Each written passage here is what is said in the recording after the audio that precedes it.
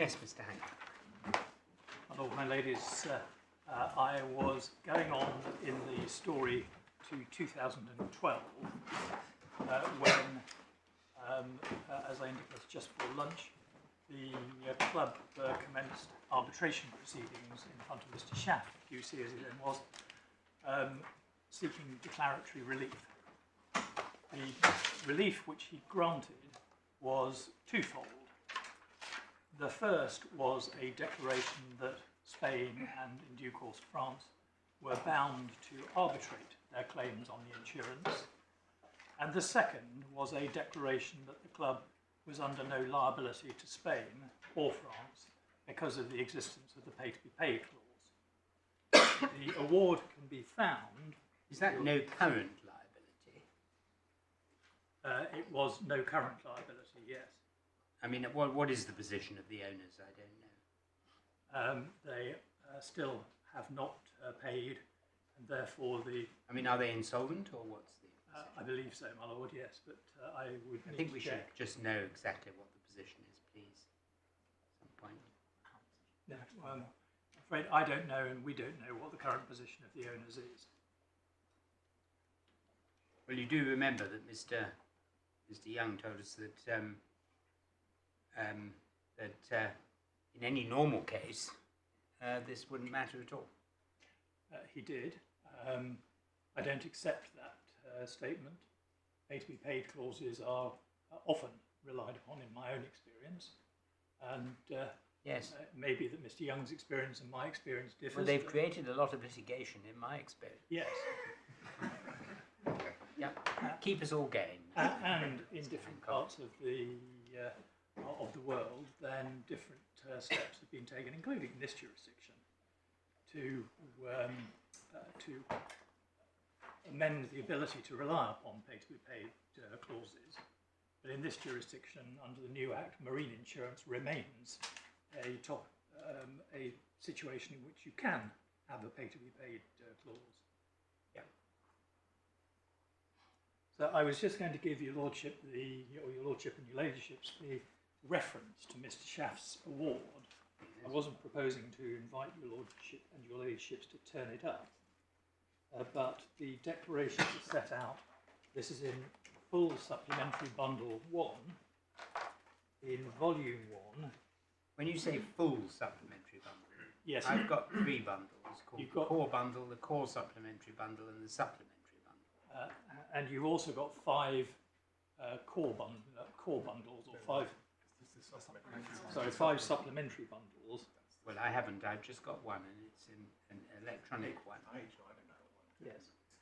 So I'm told it's page 9 of that bundle.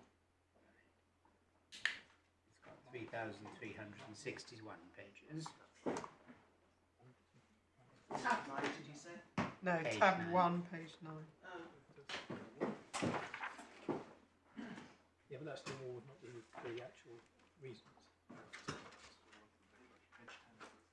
Tab on page 9 is the end of Mr Schaff's award.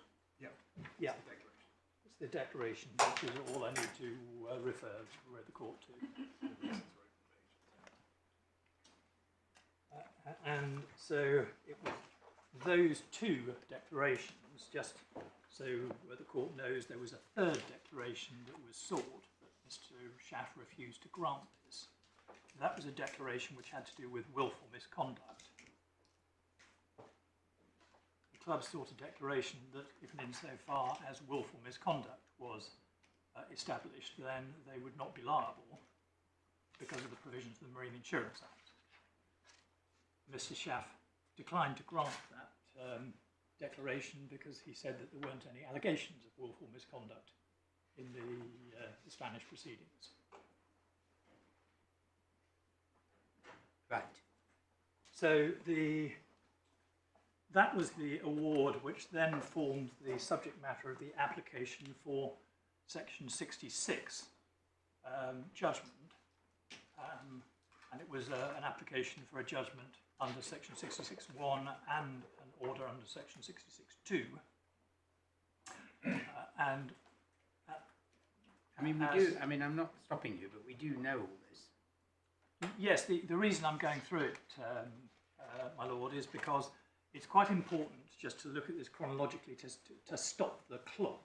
No, I completely agree. Stop, Chronological works well. If we for stop me. the clock at the moment of the Court of Appeal judgment, you will see that my submission is that at that stage, Oh, I see. This is the the club appeal. was entitled to think that was that. It was all over. And my first submission, as your lordship knows, is that it was in fact all over. Rather shouting, I might say. Well, what turned out to be the shouting, but it was over, and Okay. it certainly should have been over for a number of reasons. One is because Mr Justice Hamblin's judgment created a valid issue estoppel, and that's the first point. The second is because the only reason that the matter went further was because, well, the second is that Spain did not seek to appeal from the Court of Appeal's judgment, nor did it seek a reference to the Court of Justice.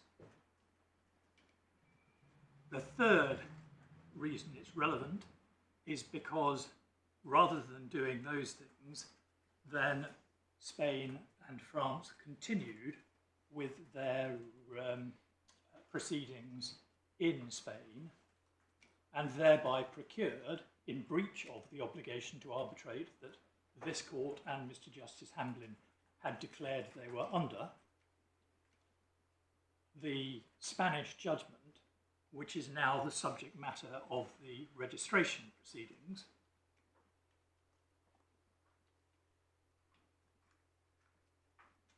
and so if they hadn't carried on in breach of the obligation to arbitrate, then there would never have been any registration proceedings.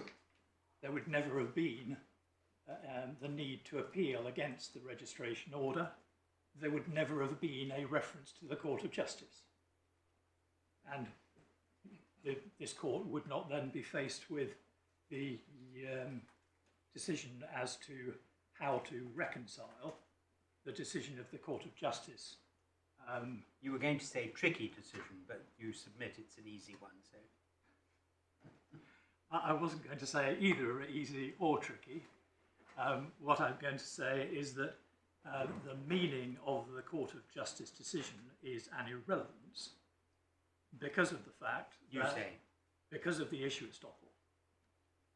Because effectively, as Miss Norris said, what one can say about the Court of Justice decision is it's novel. And if there is a change in the law... Sorry, it's what? Novel. Novel, yes, okay. So if there is a change in the law,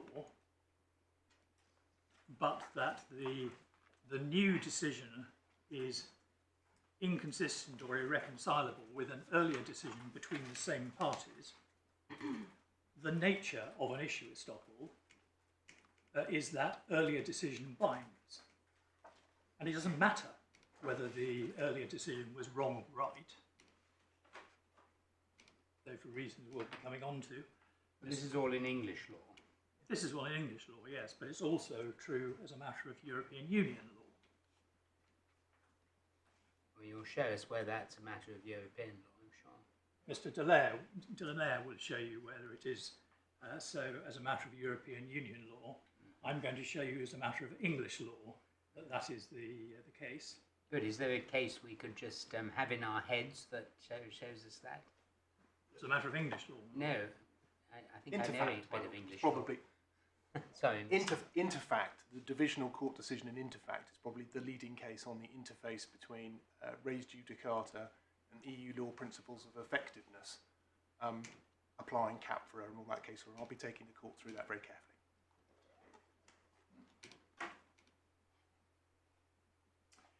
So the first point under this heading is the application to Mr Justice Hamblin under section 66 and Spain's application under section 67. Because as your Lordship and your Ladyship know, then there wasn't just a Section 66 judgment, there was also a Section 67 judgment, by virtue of which Spain submitted to the jurisdiction of the English courts, as the Court of Appeal found back in 2015. So it's then necessary to look with some care at the decision of Mr Justice Hamblin.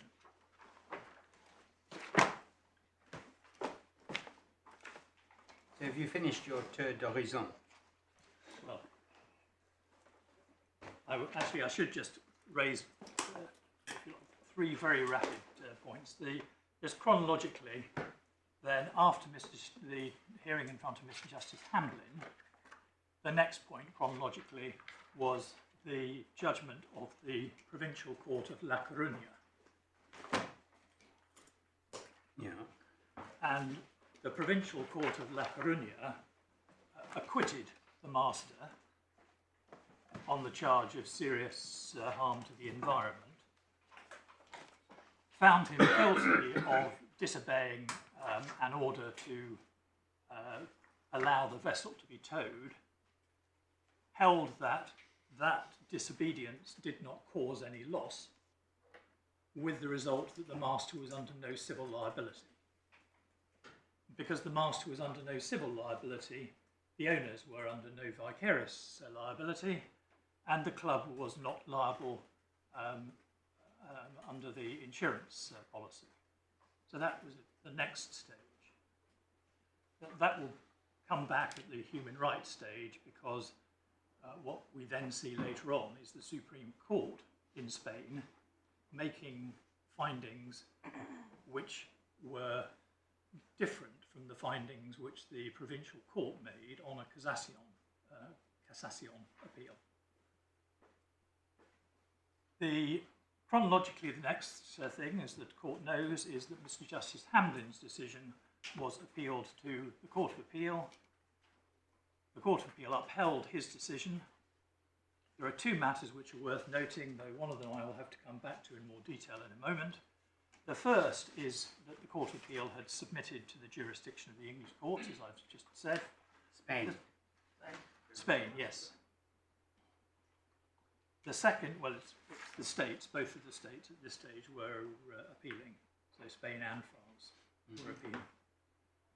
But for present purposes, your Lordship is quite right, it's Spain that matters. The second, which is an aspect I'll come back to in a moment, is the fact that the states abandoned the last point on the appeal. And it will be important for me in a moment to show you what that last point was, because it was a point which was twofold. One was what I will term the utility point, and that's the point that my Lady Justice Andrews referred to Mr. There was Young. no utility in registering. No utility in registering the judgment. Yeah. And the other was the argument that if there was utility in registering the judgment shouldn't be registered because of the fact that that would subvert the scheme of the regulation. And it is that second ground which is relevant for the purposes of the issue estoppel, because effectively Mr Justice Hamblin decided to enter the Section 66 judgment because the regulation did not apply to prevent him from doing so. Conversely, the Court of Justice has held that he should not have entered that Section 66 judgment because the regulation would have prevented him, or should have prevented him, from doing so. And we will see in a moment. Can you just say that a bit more slowly? Yes. He decided to register because the regulation did not prevent him from doing so. That's right, because it did not apply to arbitration.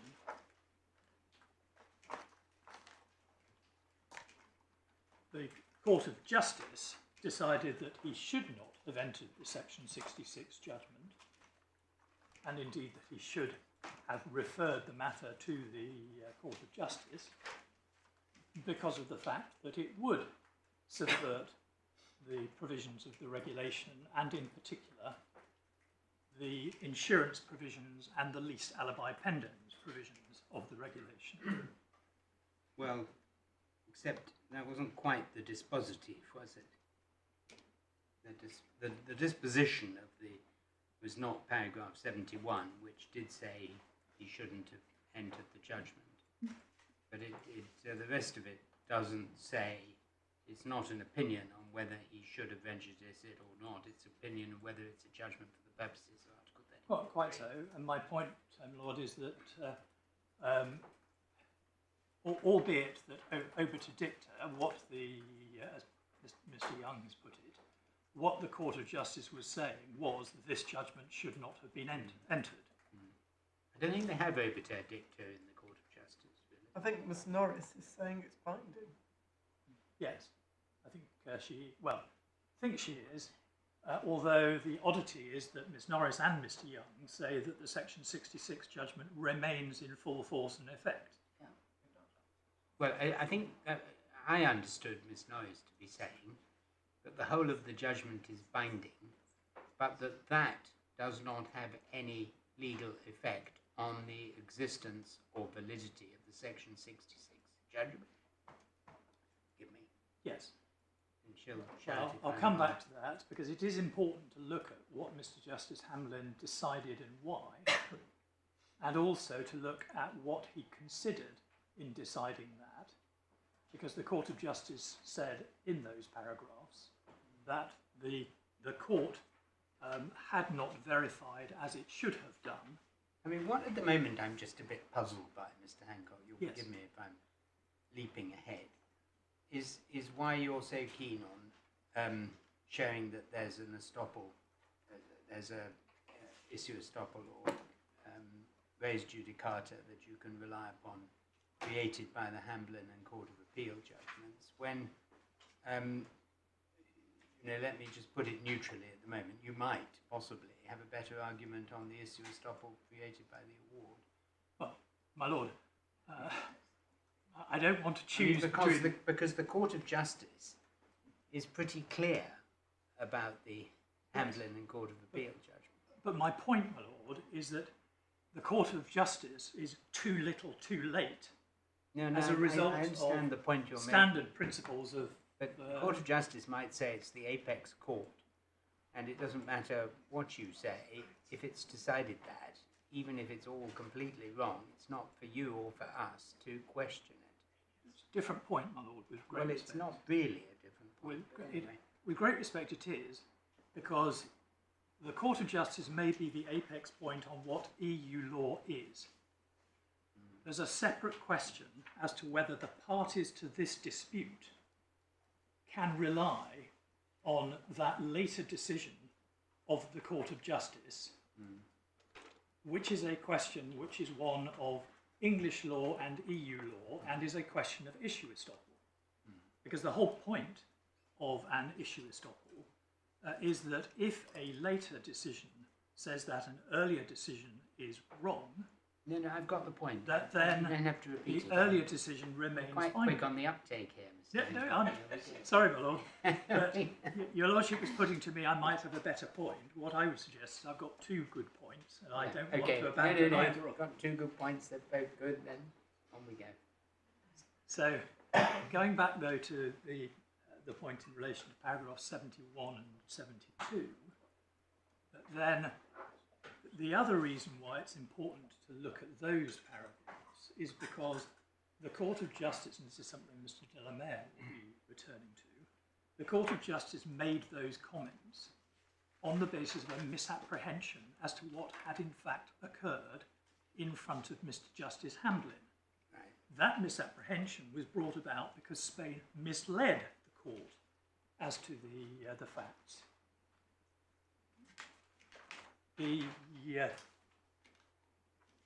And so... But you were there, right? Yes. And the misleading was actually in the documents leading up to the hearing. I was there, Mr Delamere was there, Mr Thompson was there. The point was never raised. I mean, couldn't the Court of Justice read the judgment for itself? Well, I don't know, my Lord, because the fact of the matter is that the Court of Justice doesn't say what the documents were that were in front of it. that led it to conclude that the point had not been verified by the English courts. I mean, you'll forgive me, Of course. but I find it uncomfortable being asked to deconstruct a Court of Justice decision. I mean, I know nowadays we're allowed to do whatever we want, but this is not nowadays. This is the days when we were a member of the European Yes. Union. Yes. It surely is part of the order, the legal order of the European Union, that domestic courts do not deconstruct the judgments and say, oh, well, look, if they'd really understood this judgment and they put that together with that judgment and this person had not said that to them, then they wouldn't have decided this, so we're not bound by it. All that, which is the exercise that Mr. Justice Butcher engaged in, is something that personally, and I'm not expressing myself for the court, but for myself at the moment, I find the whole approach to be uncomfortable. Now, so as far as I'm concerned, you're going to have to persuade me that is a mistake on my part. Well, my lord, can I take it in stages? Yes. I am dealing with the first issue, and I'm very keen, in line with what your lordship said yesterday, to make sure that the court knows which issue I'm on Certainly. at any particular stage. Yeah. And the first issue that this court has to deal with is the question of whether or not there is an issue estoppel arising out of the judgment of Mr. Justice Hamblin, which means that Spain is not entitled to take advantage of the judgment of the Court of Justice, irrespective of what that judgment means. Because your lordship's question, as I understand it, goes to working out what the judgment in fact means. My point is, let it be assumed that the Court of Justice decision means what Spain says it means. Can Spain rely upon that decision, rendered all of these years after the event, in the teeth of an inconsistent decision rendered by Mr. Justice Hamblin all those years ago, which Spain could have taken to a higher court, could have taken to the Court of Justice, did not take to a higher court, did not take to the Court of Justice, and if we go back to, if you like, considerations of ultimate fairness and equity, and I think this is a point that my lord made yesterday, one of the principal concerns that any legal system has is certainty arising out of a res judicata. Ut sitis finis litium. Sorry? Ut sitis finis litium. I don't understand Latin. We use English in this court. It means that litigation must come to an end. Ah. And Very maybe that's a lesson we could have started off on the first day of this appeal. another Latin tag which Mr. Young might actually have been employed is fiat justitia ruat caelum. I don't think so. As opposed to binding. Oh, yeah. But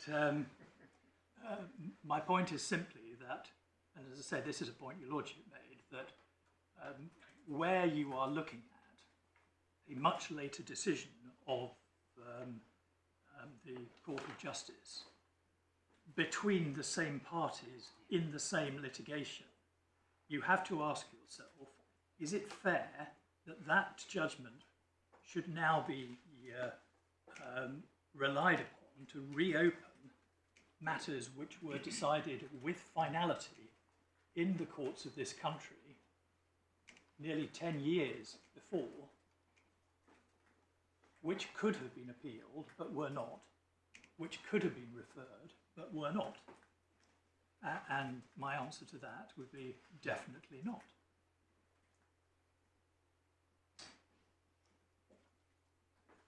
My lord, my ladies, I do need to show you what Mr. Justice Hamblin decided in order to show that there were these two separate points that have been conflated. And so if I can go to the judgment of Mr. Justice Hamblin, as then it was, and that is in the authorities bundle, first authorities bundle, for the Brussels appeal.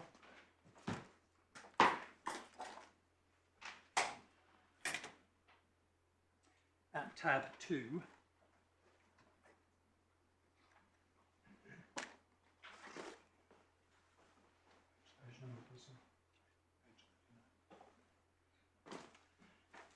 we go to page 39 is the first page, but the portion that I need to take the court to begins at page 63.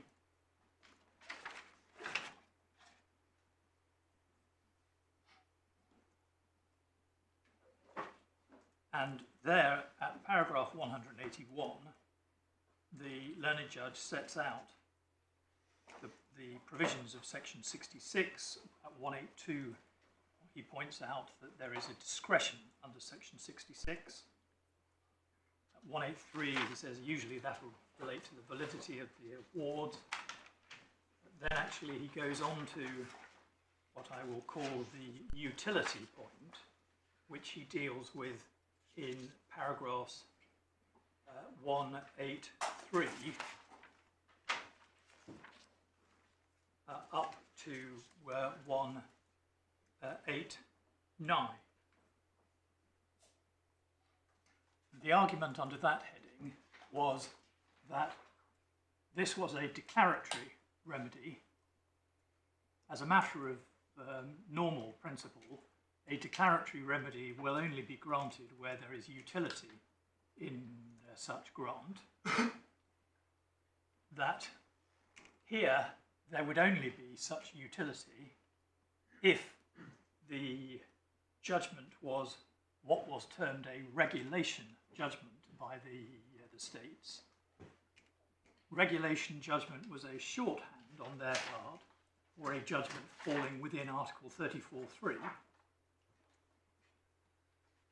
And so what they said is they said actually this won't be an Article 34.3 judgment, therefore there is no point in granting the declaratory relief.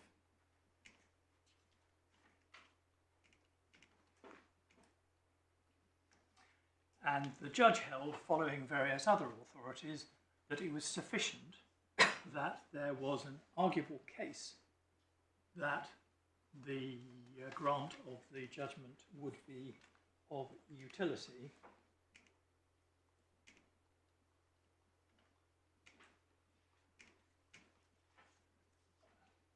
and that therefore that was so not it's actually an arguable case that it would be a regulation judgment. an arguable case that there would be utility. No, that it would. I'm asking you whether that equates with an arguable case that this would be a regulation judgment. Yes, an arguable case that this would be a judgment falling within Article 34.3. If he had found that it was definitely an Article 34.3 judgment, I can see the point. But he decided it wasn't necessary to decide that. He simply said it's enough to show you've got a good arguable case that it is. That's Parked it. That's so in relation to the first heading, my lady, yes. The second argument, though, was on the hypothesis that it is a regulatory judgment. Yes. Then, should you grant that judgment, i.e., if there is a utility, is that an impermissible utility? Because of the fact that you would be granting a judgment in breach of the provisions of the regulation. You would be subverting the provisions of the regulation by granting that judgment. So you would effectively be obtaining a section 34.3, definitely a section 34.3, Article 34.3 judgment, when you shouldn't do so, because that would be to subvert the principles of the regulation. And he rejected that argument, and he rejected that argument in terms, you will see his reason for that in paragraph 193 of the judgment. You see that referring to that second argument, he says this argument assumes that the court should treat the present application. This argument, Yes. As if it were regulated. Yes. And he held it wasn't, because it was an arbitration application and therefore outside the scope of the regulation. So his logic is, this is a judgment being given on an arbitration application. It is therefore unaffected by the provisions of the regulation which do not apply to arbitration, including judgments given pursuant to section 66 applications, which are arbitration matters. Where does he describe the argument? At 191. So it's a question of whether it's appropriate to exercise the discretion. That's right, and the argument was it clearly isn't appropriate to exercise the discretion because you would thereby be subverting the scheme of the regulation, and in particular the lease pendens and insurance provisions of the regulation. That's little Roman 4. That's right. So by reference to exactly the same arguments that the Court of Justice ended up deciding the case in its judgment, the judge rejected the argument that the regulation was in fact material to the decision he had to make, namely whether or not to enter a section 66 judgment, because the regulation was irrelevant. Is there a difference between arguments and issues when you're looking at issue estoppel? Well, I would submit no, my lady. The issue here was, in this case, was whether or not the matter fell within the regulation, and whether or not the section 66 judgment should be refused on the basis that that would be to subvert the scheme of the regulation. That was the issue. But the issue he was looking at was an issue that went to discretion, went to his discretion in deciding under section 66 whether to register the judgment. It wasn't a final decision as to whether this was a regulation judgment. Well, with great respect, my lord, there's a distinction to be drawn between whether or not a question is a discretionary or relates to a discretionary matter and whether it is a final decision. He had to make a final decision as to whether or not to grant a section 66 judgment. He made a final decision as to whether to grant a section 66 judgment as a matter of discretion, yes, on the basis of his view as to many factors, one of which is this. But that doesn't mean he's decided this for good and all as a matter of European law. Well, my lord, I would submit that it does amount to a decision on that very point. Is the point that issue estoppel, it may come down to what the meaning of issue estoppel is, and my recollection is the classic definition includes the necessary element of a cause of action, not necessarily perhaps the same as an issue as we would understand it. He was deciding the issue of whether to exercise his discretion. Yeah, but he was Don't you need to draw a distinction between But he was also that use of the word? he was also deciding whether it was a valid objection to the entry of a section 66 judgment. That would be to subvert the scheme of the regulation. I think you're saying that the issue estoppel attaches to the subversion point. Absolutely. Absolutely. They are two completely separate points. And it's important to realise that they were put forward in the alternative. As the judge made quite clear in his judgment, he said that essentially the defendants said that there were two possibilities. This is paragraph 190. Yes. He said the first is that the Section 66 judgment is not a regulation judgment, therefore no utility. That's the first argument. The second is that it is a regulation judgment, in which case it would be an inappropriate exercise of the court's discretion to grant leave for such a judgment. I think, I think, Mr Hancock, that what he's said against you is this, that even if it were, all right, which is the hypothesis on which he decides it's not going to subvert and so forth, is what has now been determined by the CJEU. Yes. Because they have now found that for reasons which clash with his, undoubtedly, it is not such a judgment. In other words, it doesn't qualify, and so the hypothesis goes. The hypothesis on which he's operating, which is that it is an Article 34 judgment, is not made out because of the European Court's ruling, and therefore you don't get to the next stage of saying, well, it wouldn't subvert. That's the argument you've got to meet. Well, I think, with great respect, my lady, the argument that was put was that if you assume that this is an Article 34.3 judgment, you shouldn't give it. That was the argument under this heading. Yes.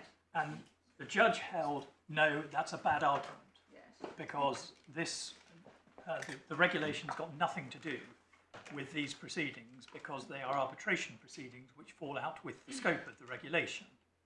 Therefore, it's irrelevant what the regulation says about the point. That is impossible to square with the decision of the CJEU, which is that where you are looking at a decision to enter a Section 66 judgment, you have to take into account the provisions of the regulation which don't apply to arbitration, and in particular the lease alibi pendens provisions and the insurance provisions. And that in turn means that if the Section 66 judgment is one which should not have been rendered, then actually you cannot rely upon it under Article 34.3.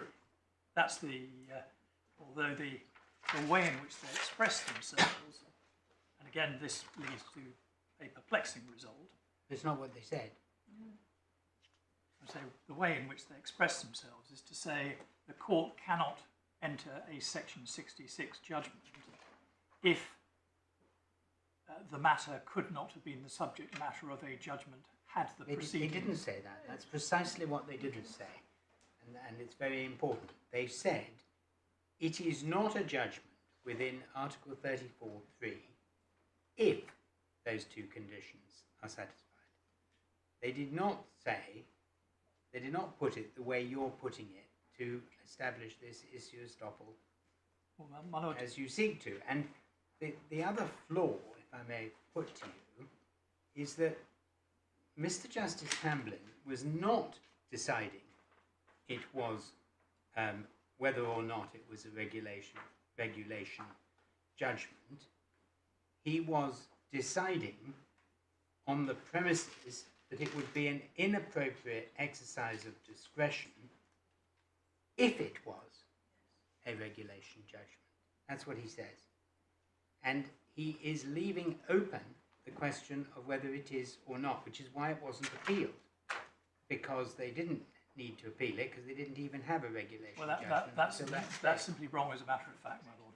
I can show your lordship that if need be. Well, they did appeal it. They then abandoned the appeal. The ground that they put forward for abandoning the appeal was the fact that the utility argument, they could live to fight another day, that reasoning did not apply to this argument. They didn't say in the Court of Appeal this second argument, which was put forward in the appeal documentation separately, this is an argument on which we can live to fight another day. Yeah, but leaving that aside, you put it to us that the argument before Hamblin J was if you decide it was a regulatory judgment, you should not give it. Yes. That is wrong. The argument was, it may be a regulation judgment, it may not. The discretion is to be exercised in the same way, whichever one it turns out to be. That's a quite different... For different reasons, my lord, with great respect. For different reasons, yes. Under the first heading, then the argument was there's no point in granting the judgment because it won't do the club any good. The second argument was you shouldn't, as a matter of law, grant the judgment because it would be inappropriate to do so because that would be to subvert the scheme of the regulation. It's that second argument, which is the important argument for present purposes.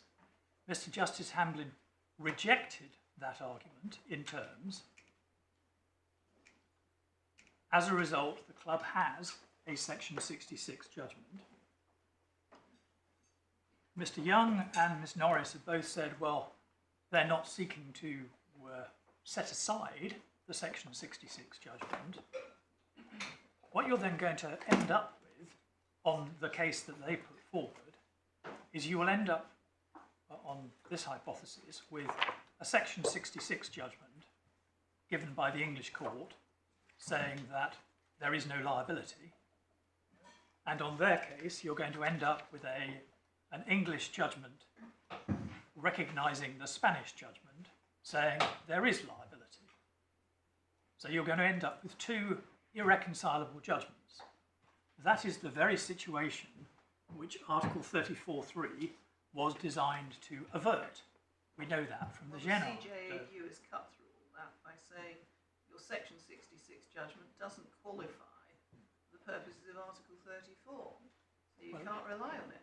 Well, then again, that goes back to the question of accrued rights. The fact of the matter is we had a Section 66 judgment. We still have a Section 66 judgment. And what the CJEU is saying is, well, yes, you've got a Section 66 judgment. A, you shouldn't have been given that Section 66 judgment. We see that from the earlier portions of their reasoning. And had the court properly examined the situation, the court should not have given the Section 66 judgment, in which case we wouldn't have irreconcilable judgments.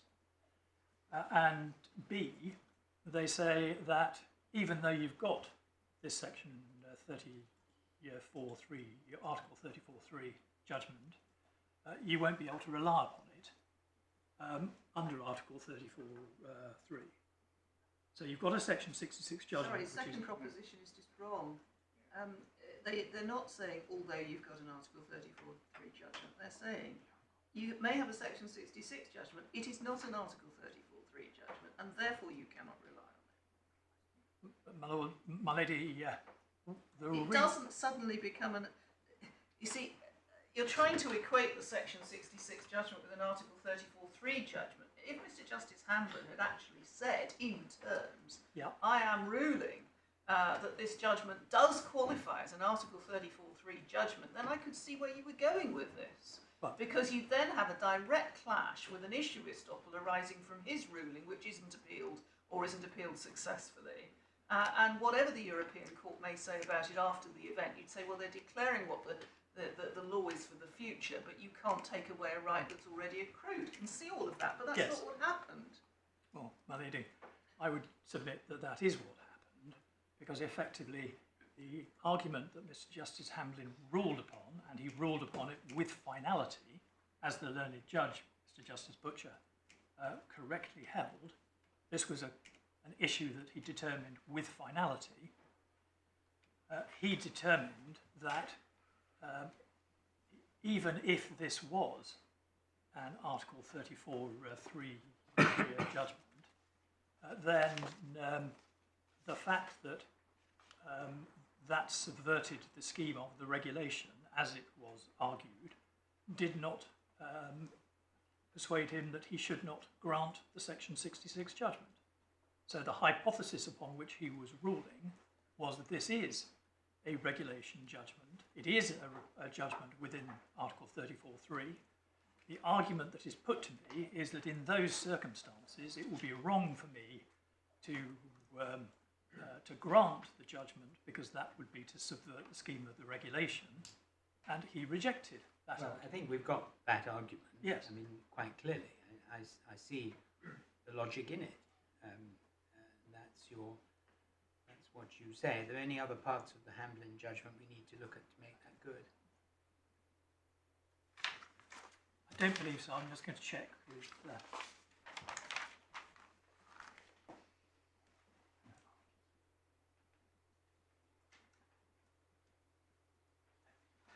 no, my lord. So that's issue estoppel arising out of Mr. Justice Hamblin's judgment. What I was then going to do is just to give you a touring tour as to where we are going from here, and who's going to be your tour guide on that particular expedition. So, where we are going from here is, there are the following points.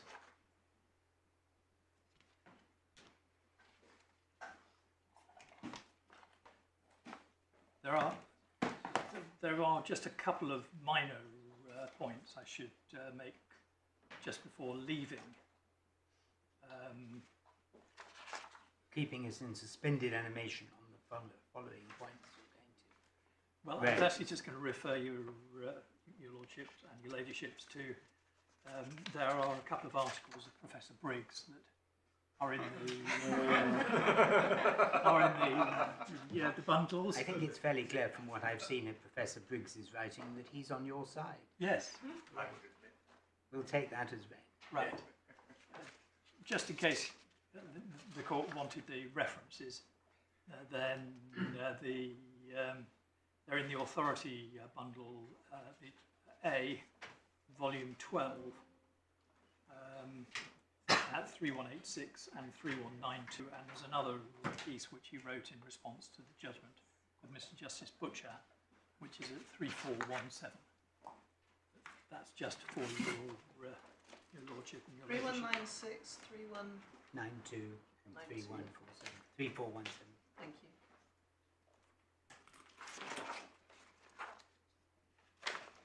I wasn't proposing in that case to take your lordship and your ladyships to the Court of Appeal judgment or any of the lead up.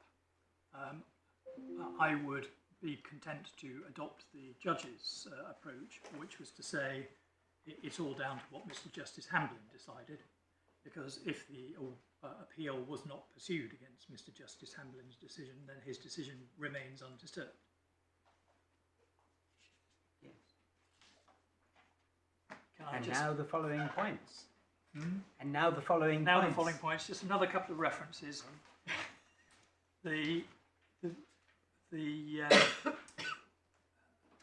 skeleton going to the Court of Appeal is at volume 2 of the full supplemental bundle, and you look at pages 87 to 88 and 97 internally. Those are 415 to 416 and 419. That sets out the 2 points that I've identified: the utility point and the subversion point. Then the court has seen the note that was passed up to the Court of Appeal. Mr. Young has taken me to that. In relation to issue estoppel, the principles of issue estoppel, then those, I believe, are common ground between the parties. The question is, were the issues the same, and was the decision of Mr. Justice Hamblin final? And we would say it was final, and the issues were the same for the reasons I've just given your lordship and your ladyships.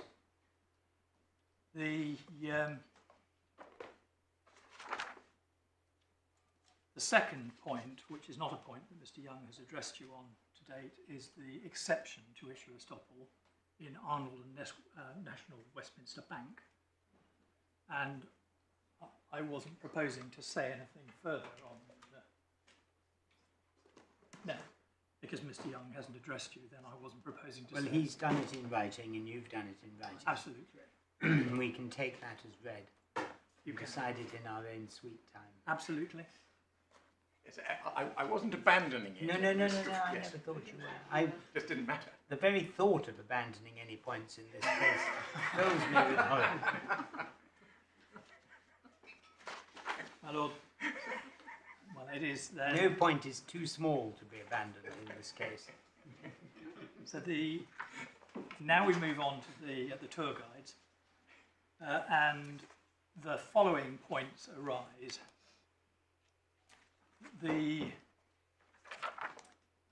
I'm going to hand over now to Mr Delamere, who is going to deal with the various questions relating to the Court of Justice. Right. So he's going to deal with the jurisdiction point of the Court of Justice. He's going to deal with the fair hearing point. With the fair hearing? The fair hearing point. Yes. Because as the court knows, then we do say that these points were not actually raised, not merely not referred, but never raised by the court, and therefore the court's decision. What was the argument in the Court of Justice? How long was it? Yes. We had 25 minutes, and 3 hours. all told, really 3 hours, including all of the various speakers. How many judges? Full court. No, Grand chamber. 15 or something. 30. 30. Yeah. Fair hearing, then. So, Mr. The Mayor's dealing with jurisdiction and fair hearing. Anything else, Tom?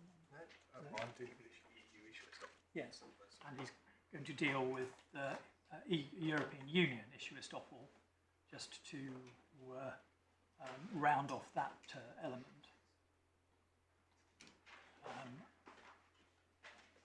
And then actually I'm going to deal with the res judicata arising from Mr Schaff's award under Article 34.1.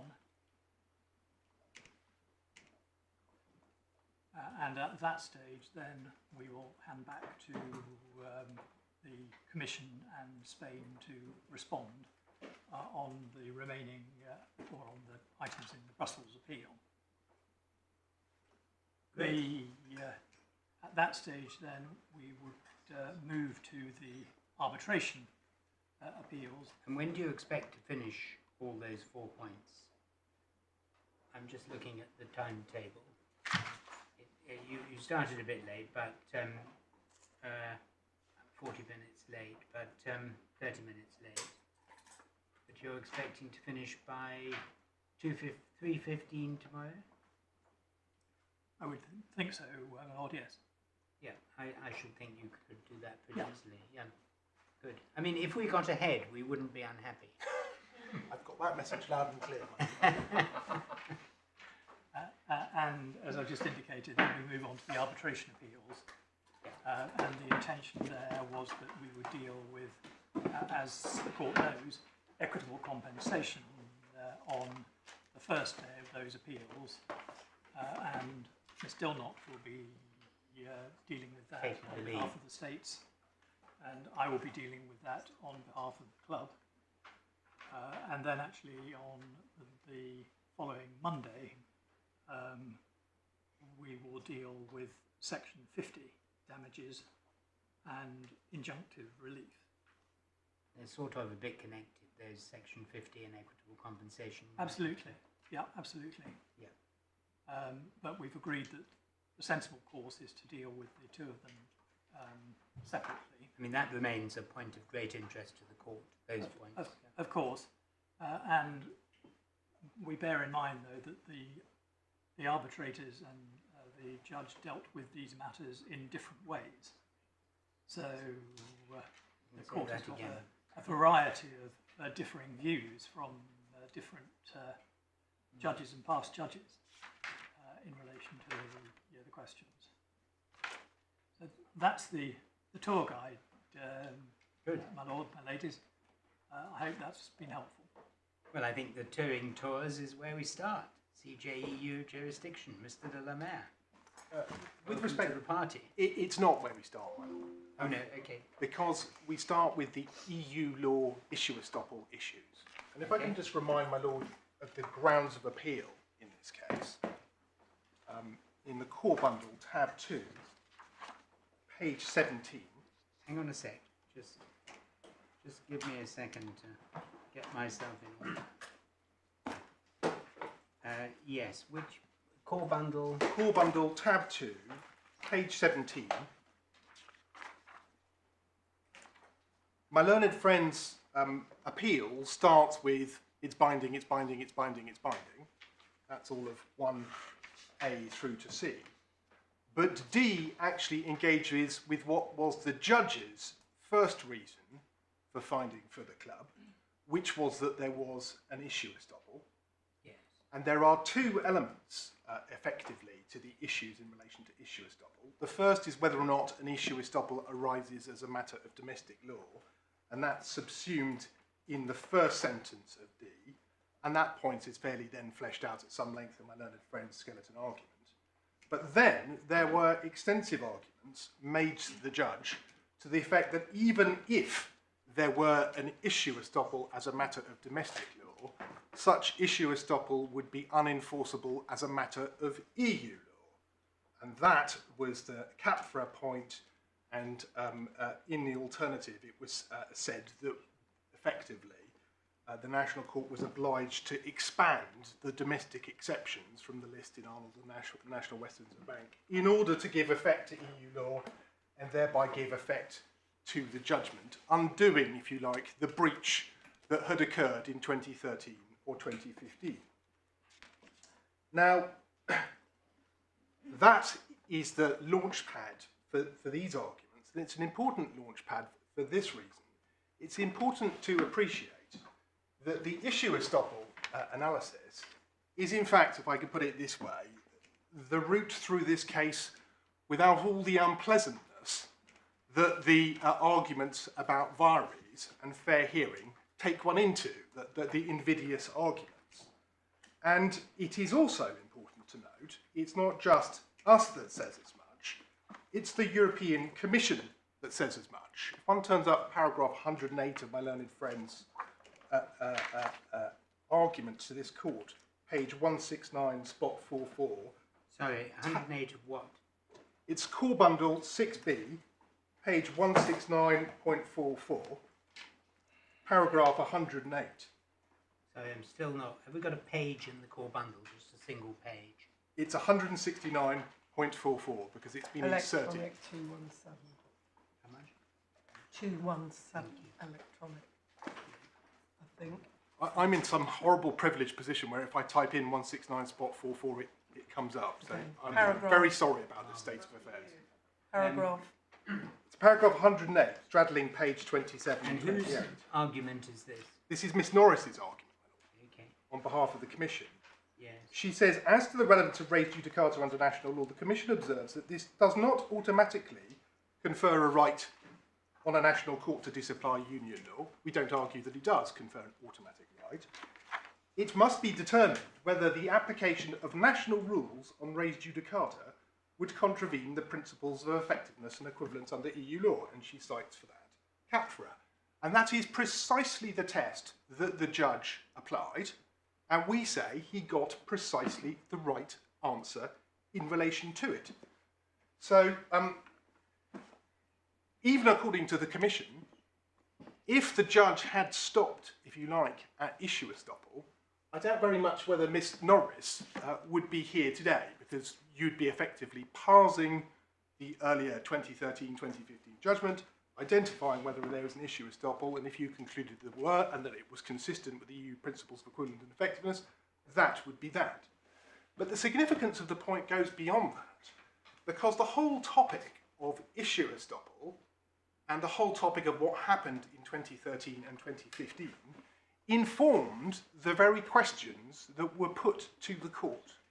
And at the risk of going back to some of the things my learned friend Mr Hancock said, what effectively happened is that the court referred two questions, the solo question and the material scope question, which effectively conformed to the very topics that had been accepted to be arguable at paragraphs 187 through to 189 of Mr Justice Hamlet's case. Because if you go back to Wadi Surda, the African fertilisers case, etc., you'll see that they turn on the same generic considerations about whether generically a Section 66 judgment could ever amount to a judgment for the purposes of the regulation. Those were the generic issues that were parked. Those generic issues apply irrespective of the facts and the conduct of the party, because they go to generically whether a Section 66 judgment can ever amount to a judgment under the regulation. So he referred the questions in relation to the area where he accepted that there was an argument to be had about Solo and about Hoffman and Krieg, but he refused to refer what I'm going to call the conduct-specific issues. So it's very important when understanding the Hamblin judgment that when he's referring to a regulation judgment and a regulation judgment issue, he's referring to the generic issues that are completely free from the conduct of the party. I don't understand the term conduct-specific issue. Whether you breach the lis pendens rules, whether or not the insurance rules have been breached, things that turn on the particular facts of a particular case as opposed to simply... Well, then conduct, it might be fact-specific. Fact-specific. The fact-specific issues. And it was the fact-specific issues that went to the final and conclusive exercise of jurisdiction that led to what Mr Justice Hamblin said was an issue estoppel that he refused to refer. And part of the problem in this case is that the way that the case proceeded thereafter is everyone argued about the binary issues, about whether or not a Section 66 judgment could ever amount to a judgment for the purposes completely free of the facts. I'll take you to the observations and show you that some of the national governments said, well, the facts may need looking at, but that's for the national courts. There may be Assens-Harvins issues, all kinds of things were floated, but they answered the questions as they were put by the court on a binary basis. Spain, on the other hand, introduced through its submissions a whole bunch of facts that the judge had refused to refer. It made submissions about what happened in 2013 and 2015 that were, on any view, inaccurate or incomplete and thereby liable to mislead. The club had no opportunity to address those issues because of the procedure adopted by the court. And the court then decided the case on a basis that had never been put to the club, that effectively melded the generic issues with the fact-specific issues. So it's important to acknowledge from the outset, however uncomfortable it may be, that such problems as are in this case in giving effect to the CJEU's judgment are in part caused by the court's basic misunderstanding of what happened here in 2015 or earlier in 2013. Sorry, which court? The CJEU's. Yes, I'm going to submit, and I think perhaps falling on fertile ground with my Lady Justice Falk, that the key passage is in fact paragraphs 71 and 72, because that plainly proceeds on a mistaken apprehension of the facts. I may have misunderstood. On your approach of what the judge did and didn't refer, why did he refer at all? Why not just decide the issue estoppel point? Because the issue estoppel point would only decide the direct action, Assens-Harvin type arguments, the mutual trust arguments. It wouldn't decide the Solo and Hoffman and Krieg points, which he had accepted, or Hamblin J had accepted, were arguable back in 2013.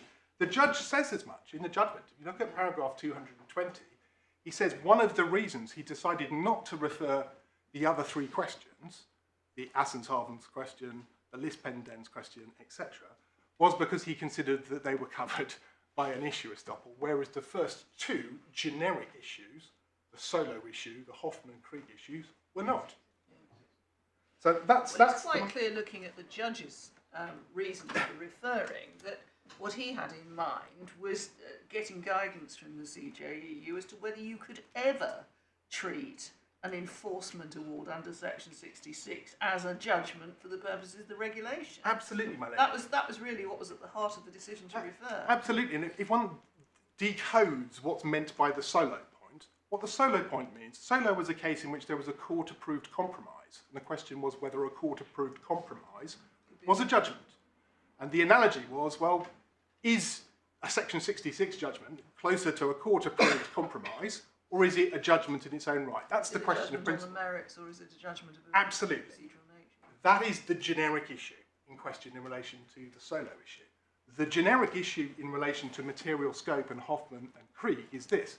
Hoffman and Krieg was an Article 1.2a case. It was a matrimonial case. The judgment was given pursuant to the matrimonial provisions. There was a conflicting civil judgment, and yet in Hoffman and Krieg it was decided that the earlier matrimonial judgment was still a judgment for the purposes of Article 34.3. And the only question the judge was interested in was whether or not the same reasoning applied to Article 1.2d. In other words, was the same approach in Hoffman and Krieg to be extended to arbitration in general, generically. That was the generic issue. I mean, the problem with all this is it may be all right, absolutely right, and valid that there have been these multiple misunderstandings of what was going on. But if you send a case to the Court of Justice on a limited basis, and the Court of Justice answers the question by reference to some other factors that you didn't either expect or wanted to, it's quite hard to say that this court can ignore the answer it gives, which is what the judge has said. I entirely understand my Lord's point, and I was going to come to that point next. Because what my learned friend's case boiled down to, with his characteristic economy, was two propositions. Proposition one was that the CJEU ruling is binding, binding, binding. That was his first proposition. His second proposition was that the CJEU ruling was dispositive when applied to the facts of this case. Well, I wondered if you were going to take issue with that. And the first proposition, I suggest, raises some obvious questions. What is the ruling? What is the ratio or the operative paragraphs that accompany the dispositive? And that takes you into an argument about paragraph 71 and 72. We had understood my learned friend's position to be that it was part of the ratio. He's very clearly eschewed that position. The Commission, on the other hand, seemed to say that it is part of the ratio. So I'll address both propositions. But it's no small point, because if 71 to 72 is an obiter dictum, then there is literally nothing in the CJEU judgment and nothing in EU law, by my learned friend's freestanding arguments about the principles of equivalence and effectiveness, that bar this court from giving effect to a final earlier ruling on precisely the same issue, which is the alleged incompatibility with the scheme of the regulation.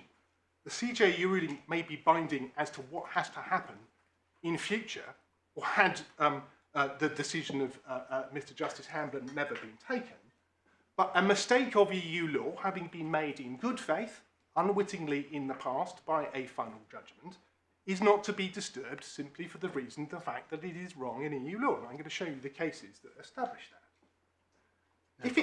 That's all on the presumption that Mr Justice Hamblin decided that the Section 6, that it was a regulation judgment. Of course, all my submissions in relation to issue estoppel are predicated on there being an issue estoppel as a matter of national law first.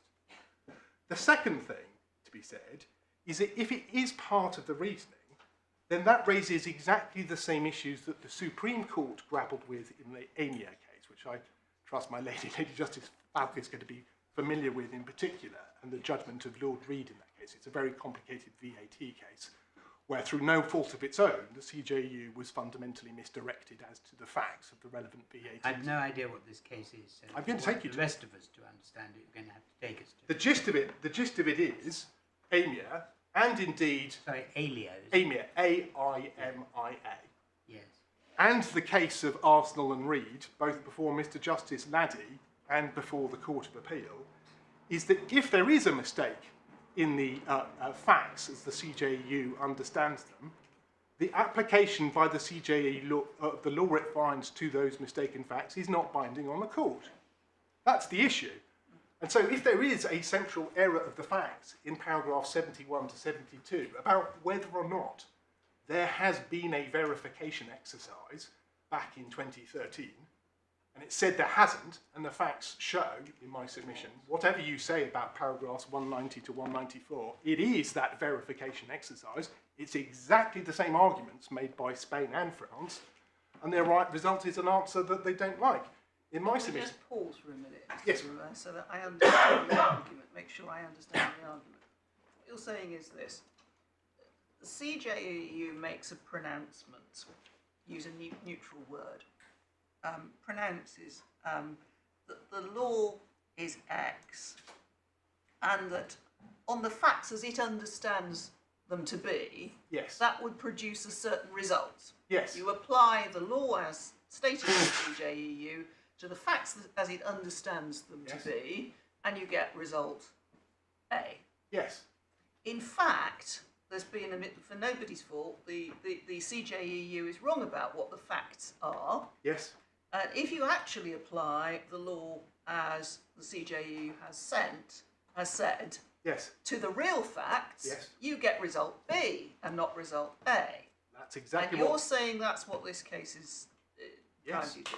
Yes, in relation to the issue estoppel, it is, because there was an exercise of verification by reference to exactly the same consideration. And I just anticipating it, you're saying there was an exercise of verification because Mr Justice Hamblin asked himself the very question which you would expect a judge to do when going through the Section 66 exercise as the European Court says you do, which is this going to offend Assenshaven? Is it going to offend this alibi? And decides, no, it's not. Correct. Albeit in the context of exercise of a discretion. Correct, my lady.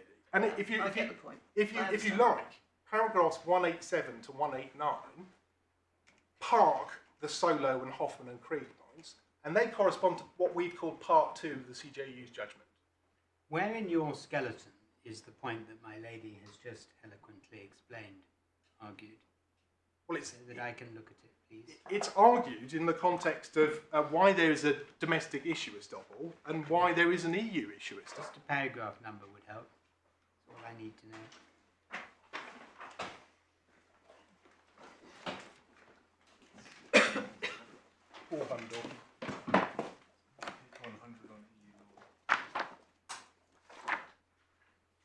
So the relevant analysis of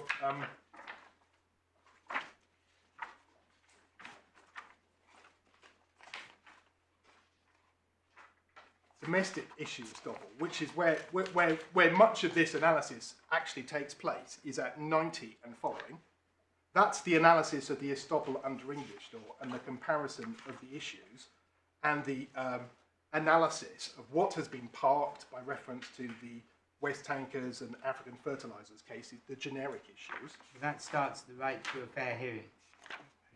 No, it starts at page 90, headed estoppel under English law. Sorry, I haven't got pages. Have you got paragraph numbers? Paragraph 28, my lord. 28. Paragraph 28 through to 39 deals with the estoppel under English law and explains why the issues are exactly the same. Paragraph 40 through to 44 sub 7 then explains why there is no Arnold exception applicable in this case. And it boils down to the fact that Arnold creates a carve-out where there is a continuing relationship, like a continued payment of tax or a continued payment of rent. And 28 the issue to is estoppel. 39 is the answer to my question, I think. Arnold is a distraction, Mr. Brewer. And 45 then deals with the EU law arguments that I'm going to take you through in some detail.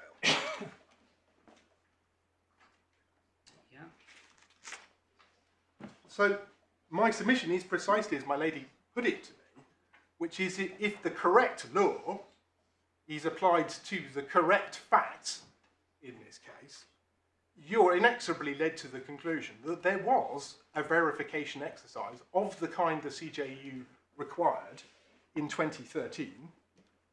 It led to the CJEU, it led to Mr Justice Hamden reaching the wrong conclusion. That's the benefit of hindsight, declaratory law, all of that being decided the best part of 8 years later.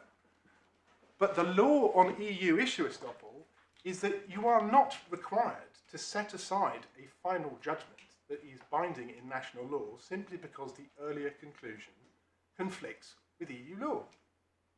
And that is because of the paramount importance of finality in litigation. So where you get to on the first proposition is that it's either obit dictum or you have to engage in the AMIA exercise. And our answer to the second proposition is that the CJEU judgment is not dispositive in the face of issue estoppel.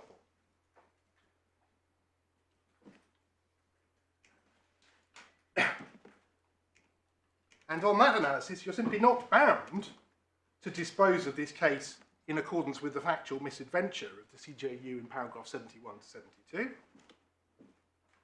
And you can apply the final domestic issue estoppel so long as it So complies. why does the dispositive nature of the dispositive paragraph not apply just the same even if 71 and 72 are not there?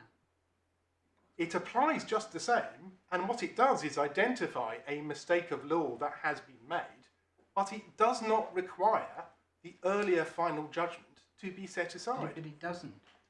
It doesn't identify a mistake of law. It simply says what judgment means for the purposes of the regulation. Yes, but baked into that is the idea that you have to have conducted the verification exercise the CJEU says is required. Then to you're be not conducted. answering my question. I'm trying my best to. Let's assume that 71 and 72 were simply not there, Yes. and the answer was the same. Then in my submission, if you were still faced with an earlier final judgment, you would be fully entitled as a matter of EU law to say, well, that's all very interesting, but there nevertheless is a final binding judgment whose application and giving effect to complies with EU law. Provided that the previous judgment decided that the Section 66 judgment was a regulation judgment.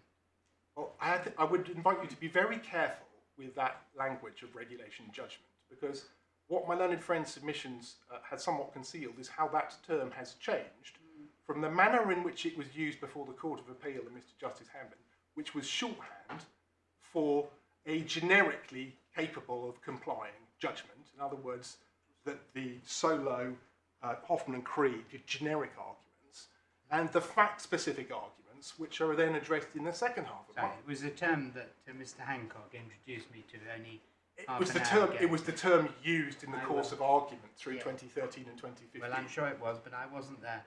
I only Neither heard was it I. from Mr Hancock an hour ago, and I'll stop using it, but it's unfortunately a rather useful shorthand for a judgment that is a judgment for the purposes of Article 34.3.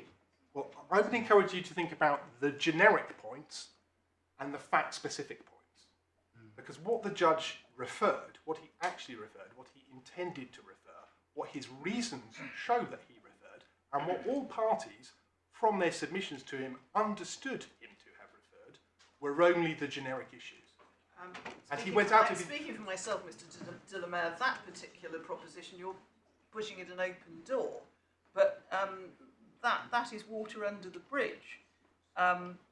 The Court of Appeal in its infinite, the CJEU in its infinite wisdom decided not just to confine itself to the generic issues. It decided to that the right way to answer the reference was to look at it in a somewhat wider way. Yes, my lady. And therefore the question really is, at the end of the day, the court says a judgment will own an arbitral award.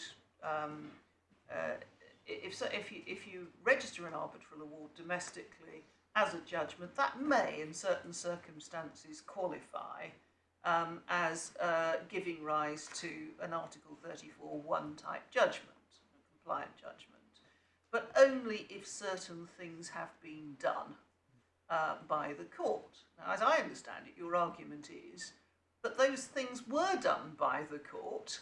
They reached an answer with which the CJEU now disagrees, but the disagreement is not to the point because the answer they reached is binding on the parties.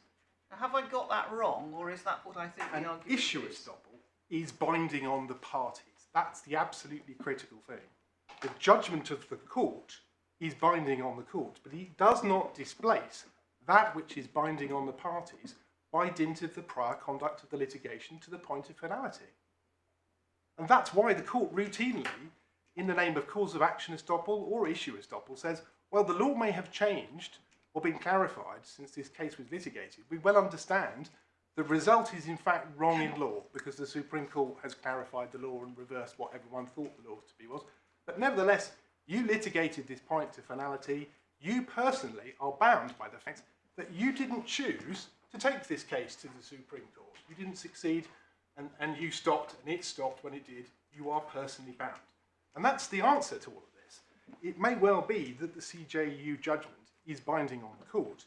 The issue estoppel, unless inconsistent with principles of effectiveness and equivalence, is binding on Spain. And I would add, on France, which participated in the 2013 and 2015 litigation just as Spain did. That's the point. That's the nub of it. And the CJEU case law is very clear. Res judicata can require the court to give effect to an earlier final judgment that is inconsistent with EU law, as long as it doesn't violate the principles of effectiveness and equivalence. Now, if you're with us in that regard, then you don't have to get into the choppy waters of the question of competence or jurisdiction on the CJEU's part, or the choppy waters of whether or not there was a fair hearing. But let's lay out the lines of battle there, because I'm going to obviously come on to address those topics. What has changed is really very little indeed in terms of how Article 267 and Articles 86 and 89 operate. We fully accept Article 86 is basically Article 267, not least because it's a continuation of proceedings that were started under Article 267 as given effect by Part 4 of the Withdrawal Agreement. Indeed, that's a point we actively pre-nade because we say all the judicial organs of the CJEU were bound in consequence of the operation of Article 267 to comply with Article 47 of the Charter. They were all obliged to give us a fair hearing, and their case law on what constitutes a fair hearing and when they were obliged to reopen the case because a new point arose binds the court just as much as it binds the general court in the context of a direct action or binds the Advocate General. What we have is a very uncomfortable position where it's not the Advocate General who's introduced a wholly new argument, it is the court itself. And that leads me on to what has changed. And this really is a deep irony in a case all about conditional benefits. Because what Spain and the Commission seek to do is to take all the benefit of the case law on bindingness of CJEU judgments and none of the burden. The burden of the complete case law is that a national court, if at any stage concerned that there has been a fundamental unfairness in the hearing, or a point that it has raised has not been answered, or that the reference has mutated from question A into question B, remains free to re-refer. And that's because the essence of the procedure, as the CJEU is so fond of reminding us in its high-blown praise about judicial dialogue between partner courts, is a continued dialogue. And the solution that EU law has adopted to what an arbitration lawyer might call competence disputes is to carry on talking. And that's not open to us because of the withdrawal agreement. Absolutely. And therefore, the problem you face is an entirely novel one. It is how to deal with that competence dispute when you can't use the usual techniques of EU law that are available, which is to re-refer and say, did you really mean this? What about these arguments you haven't addressed? Or how is this fair to the club? Because the club never had an opportunity to answer these arguments. And that then forces you to confront head-on about what to do in competence terms in those circumstances in a manner that the CJEU case law has never had to grapple with to date, because it is case law formulated in the context of parties, both parties, having continued duties of sincere cooperation under Article 4.3 of the Treaty of European Union. That obligation under Article 4.3 came to an end on the 1st of January 2021, and it has been replaced with an international law obligation under Article 5 of the Withdrawal Agreement, which is a reciprocal international law treaty obligation to act in good faith. And instead of the finger being pointed at Mr. Justice Butcher for what he did in relation to a question he thinks was never referred to him, and in relation to a hearing in which we say we never have been heard, we say the logical starting point for the competence argument is in fact how the questions mutated into something that was never asked, and in a way that was fundamentally unfair to the club. Now, the binary world of Spain and Commission is a stark one, I think, at the end of the day. They say no matter how far the CJEU reformulates the questions, and I'm going to address whether or not they have reformulated the questions as they plainly have, no matter how egregious the breach of their own internal touring tours limits is, no matter how unfair the raising of a wholly new point by the court as opposed to the Advocate General is on the club, we are stuck with it under the scheme of the withdrawal agreement. And that all turns upon a proper construction, not of Article 86, but of Article 89 of the withdrawal agreement. And our submission, very simply, is that ultimately all aspects of the operation of the CJEU and of EU law works on the principle of conferred competence set out in Article 6.2 TEU. That's true in relation to substantive competence, but it's also true in relation to procedural competence. And ultimately... I thought you were going to tell us what you said Article 89 meant. I am going to tell you what Article 89 meant. My submission is mean? that Article 89 requires for its operation there to have been, in fact, a reference of the question for which the CJEU has provided the answer. That is a condition precedent to any bindingness accruing under Article 89.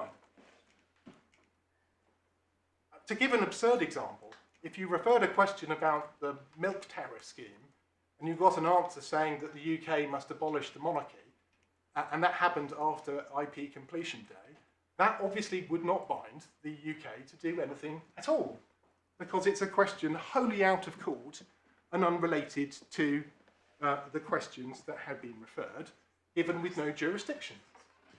Now that is a reductio ad absurdum. I readily accept reformulation is a technique the CJEU engages in more cases than it doesn't. And we get back to that old Supreme Court dictum about how do you tell what is pornography, you know it when you see it. And my submission is going to be that this is in fact answering a question that was explicitly not referred, and everyone knew it to be so, and that is absolutely apparent from the history of this case. And that means I'm going to have to take you through some of the facts of what gave rise to the reference. In detail, I know that won't be welcome to the master of the rolls, but nevertheless, I'm going to try, at least until I'm told to stop. What then of the legal reasoning of the CJEU in paragraph 53 through to 58? Can I be very, very plain about where I'm going in relation to this? It is no part of my case to say that you are not bound by that reasoning because it is wrong, or bonkers, or insane, or anything of that kind. even though if we were still in the CJEU, in the EU, I would be making that submission and inviting you to make a re-referral on that basis. My submission in relation to that, my submission as to its relevance, is that that reasoning emerged only in the CJEU's judgment. That didn't, as a precursor, produce the kind of howls of outrage from Professor Briggs, or indeed the many forensic points that have been made in the course of argument yesterday and today about how obviously absurd it is and the strange consequences and the anomalies for the New York Convention and all of those kind of matters. Points that jump off the page to anyone familiar to arbitration. That never happened in the course of argument is proof positive that the point was never put to the club and wasn't in fact in issue before the court. And so the fact that we're having this debate only today is in fact proof of the fact that the debate was never had before the CJEU and that the club never had its hearing.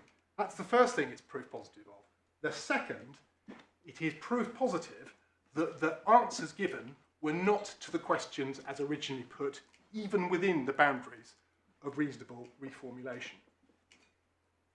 Had the analysis at 54 to 58 ever been put to us, we would have, even someone as little wit with me as me at the hearing would have made points about how this was entirely inconsistent with the parallel existence of arbitration outside the regulation and its non-subordination to the regulation, how the results are, as my Lady Justice Andrews put it, entirely adventitious, depending upon the facts, that the result is an unprincipled mess when one takes into account what everyone accepts to be the continued binding effect of arbitrations covered by the New York Convention, and perverse situation where it's only the home state that has to go through this situation. All of those points would have been made, and we would have said, these arguments have already been made to the domestic court, and they've been rejected by it, and we have a final judgment on that.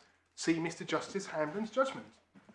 But such points were never made because the point was never put to us.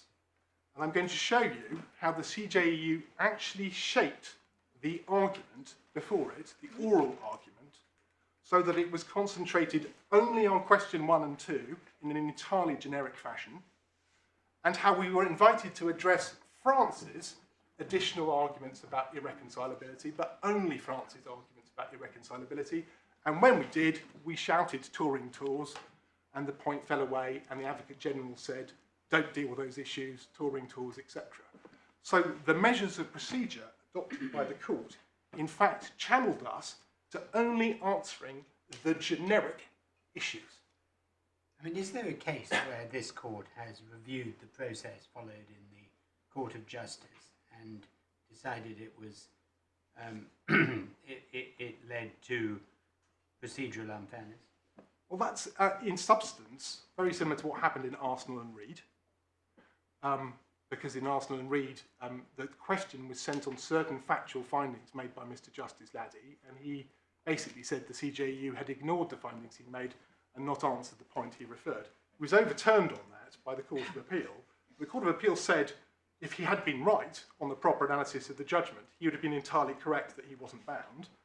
And then in EMIA, effectively, it was held that the results weren't useful because the reference made by the House of Lords, the Supreme Court itself identified as being effectively misleading and defective and not including all the material facts required to properly assess the VAT scheme in question. And we say, the way that this has been dealt with in the past, cases like CABA 2 illustrated by re-referral, that's how you avoid the unpleasantness of a head-on collision. You simply re-refer the question. But you're now at the sharp end of actually having to grapple with that issue because of Brexit. So, what's the VAT case you keep on referring to? How do you spell it? AIMIA. Thank you. I am going to take my lord to it in a reasonable amount of detail. So, can I give you a map of where I'm going to go? That's Revenue and Customs against Loyalty Management. Exactly. It's about the Nectar loyalty scheme. here are the key points I suggest that emerge from the facts, and there are 12 of them. Have you got those written down? Just save us writing them down ourselves. No, but I can cut my note and provide them to my lord if that's helpful. I'm more than happy to do that. There are 12 lengthy points about the facts. I think it would be very helpful. I'll do exactly that overnight, so let me read them out just so we got them. Indeed. The first point is that in the proceedings below, when making the reference to the CJEU of the 3 questions that were referred, on any analysis, the domestic court explicitly refused to refer 4 other questions from the eventual list of 7 proposed by Spain. 2 of those questions were directed at the conformability of the particular Section 66 judgment, in this case, on the facts, with the scheme of the regulation. The 3 questions that were referred were the generic questions on the topics not finally decided by Mr Justice Hamlin and the Court of Appeal. That's my first point. The second point is that the 2 questions which were not referred, I'll show you them in terms, they're questions 3 and 5 of Spain's list, sought to impugn the Section 66 judgment and the award underlying it on the basis of the facts, party conduct, etc. And Mr Justice Butcher, as he explained at paragraph 220, refused to refer those questions in part because he considered that there was or may be an issue estoppel. Secondly, that's the first one's about the questions. Is this point 3 or point 2? This is point 2. The first 2 were point 2. Probably haven't numbered them very well. The second point is that the domestic court, having adopted that approach, refused to include various facts in the order for reference that it felt were unnecessary given the entirely generic questions it referred.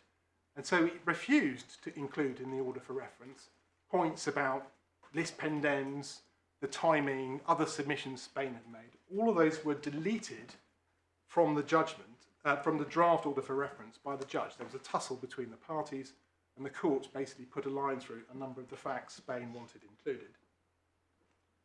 The third point is that in the ensuing written observation phase, the club confined its submissions to the 3 generic questions. So we answered the Solo question, the Hoffman and Krieg question, and the Article 34.1 question.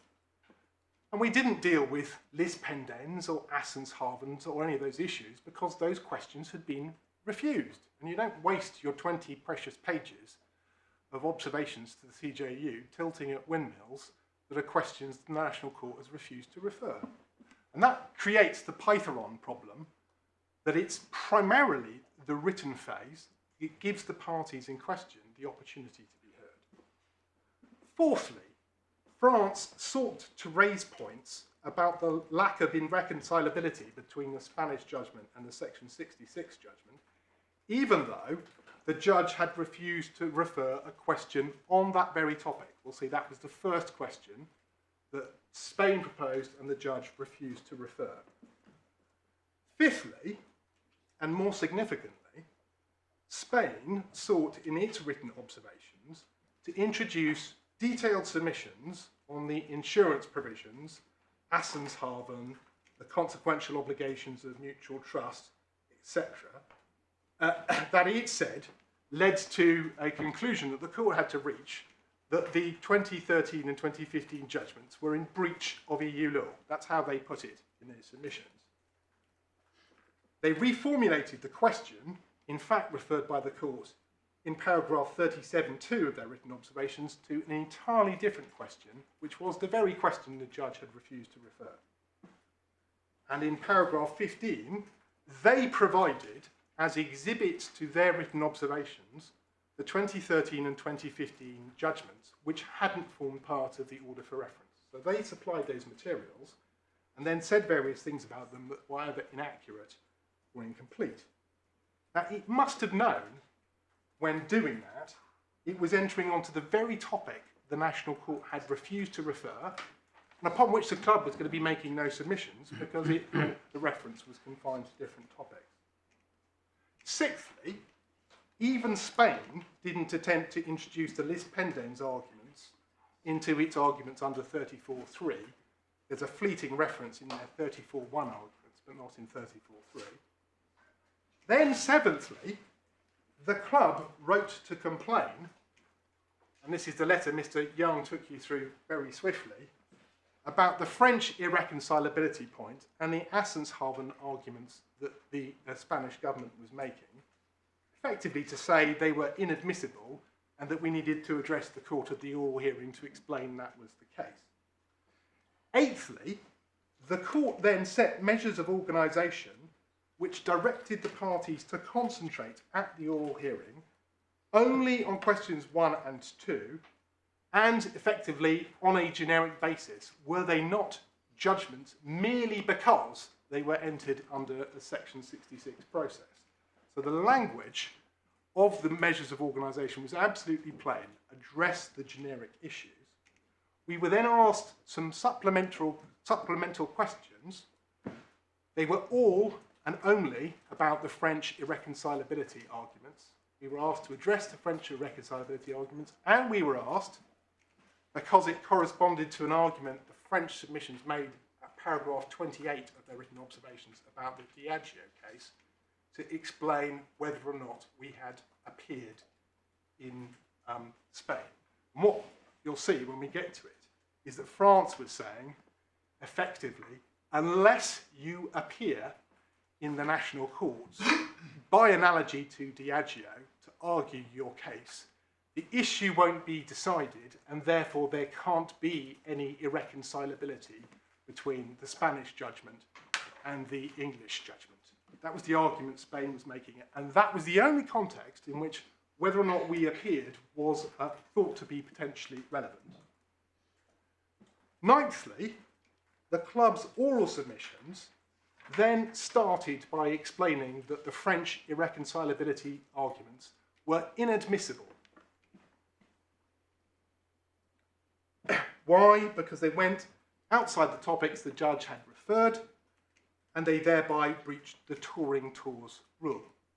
We made no submission to that effect about the Spanish observations because we were not invited to address those aspects of the Spanish submissions that went beyond the terms of reference, even though we had complained about Assenshaven points being referred to in the submissions, despite them being not referred. Tenthly, there was then at the oral hearing no questions asked or no investigation of the Assenshaven by analogy argument or the lis pendens argument, still less the court's argument at 53 to 58, which is that what you do is whittle down the contents of otherwise eligible Section 66 judgments by applying the regulations rules by analogy. That point was never put to us. 11th, the Advocate General then answered the three questions referred in the manner that the referring court had intended them to be answered, on a binary or generic basis, addressing the Solo and Hoffman and Krieg arguments. And he dealt, as a preliminary issue, with the admissibility of the French irreconcilability points, but only the French points, which he said were patently inadmissible because of touring tours. That was the language he used, patently inadmissible. And that language is as apposite for the Spanish submissions as it is for the French. He said nothing about the Spanish submissions for the obvious reason that the measures of organisation hadn't asked us to say anything on that subject. And then 12th, the CJEU proceeded straight to judgment without reopening the procedure, deciding the case on the basis of a legal argument it raised of its own motion, that then went on to build upon the lis pendens and Assenshaven analysis that Spain, in part, had prompted or put before the court. And the upshot of all of this is the CJEU reached a judgment on points on which the club had not been heard and which the National Court had clearly and explicitly refused to refer, and it did so, paragraphs 71 to 72, on a fundamental misunderstanding of the actual factual position in the national proceedings. Now that is the very unhappy factual matrix against which the issues for the court arise. I don't pretend that they generate easy questions, but those, with respect, are the facts.